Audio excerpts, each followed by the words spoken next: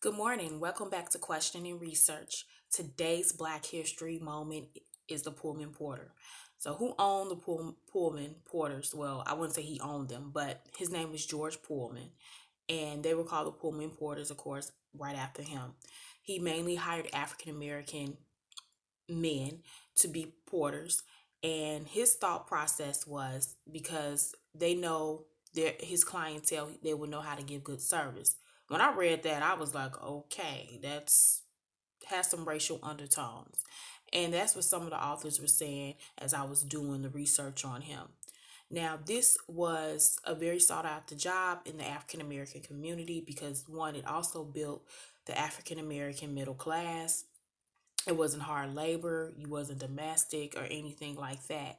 But that does not mean that the Pullman Porters did not face any of their own struggles or challenges engaging with clients, well, white clientele. Sometimes they were degraded by being called boy or George. George Pullman owned the whole train system with the Pullman Porters. So usually that was in reference to like slavery when you're not calling someone by their name, but you calling them by the person that hired them, their name, to just let them know like you're owned by somebody. So they weren't always paid really. They weren't paid well. They weren't in a union. They weren't invited to the union to be a part of a union. They had to provide meals and they had to also buy their own uniforms.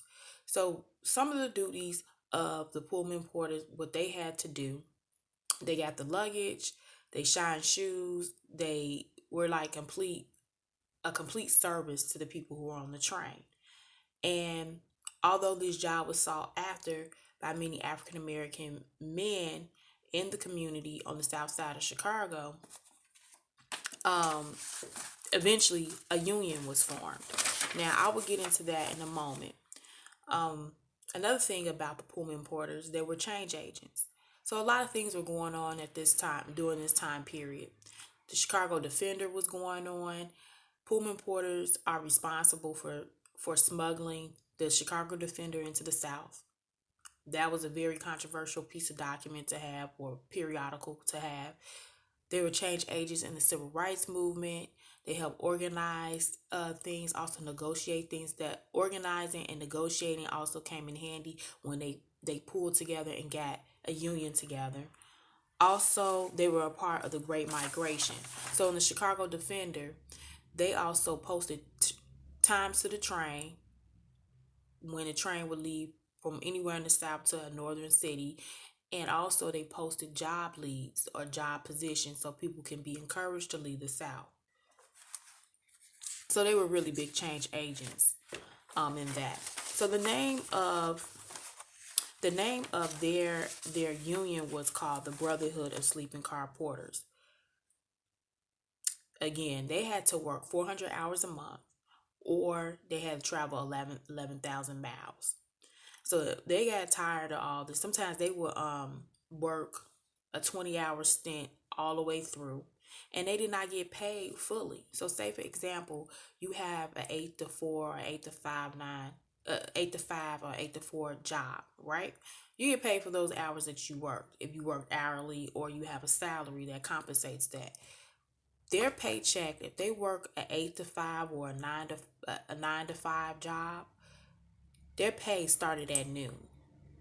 So that's another reason why they was like, okay, I know this job was sought after. And a lot of them, again, they survived off of tips. They survived off the tips and everything. So they got together. Another person that I will mention again, he will be the Black History Moment tomorrow, will be civil rights. He's a part of the civil rights movement. His name was A. Philip Randolph. In the previous video, I talked about how he put pressure on Roosevelt and President Truman about the Marines and integrating and desegregating the military. So he got together the civil rights movement. So they were like really big change agents as well because they would travel from one end of the country to the next. They also negotiated and organized the whole bus boycott with Rosa Parks, and he also A. Philip Randolph also enlisted a young Martin Luther King Jr. to head the civil rights movement. So there were really a lot of things that the Pullman Porters were able to see and able to witness in order for them to organize, in order for them to have a good argument about why they're working so much but not getting paid as much. Yes, you're getting paid off of tips, but they weren't being treated fairly. They were being mistreated sometimes. Clients that they had, or customers, the clientele wasn't always treating them right. Also, they could not be conductors. Only um, white men were conductors. So that is my Black History moment. Another thing that I like to bring up, I remember a few years ago, it was a play called The Pullman Porter Blues, and it chronicled what they went through as far as at that time. And it was a grandfather, a son, and a grandson. The grandfather was more like the, okay, I'll try to do everything, get everything right. But the son, he was more militant. He did not like how he was being treated at his job. He could have cared less. Yeah, he needed the job to support his family, and then they brought on the grandson so he can be hired some way, integrated into that work structure, so he'll have some income coming in. But that was a very interesting play that was at the Goodman Theater in Chicago in the Theater District. But thank you again for tuning in to Questioning and Research. Make sure you subscribe. You make sure you like, you comment, and you share. Go to my Instagram page. The link should be in the description.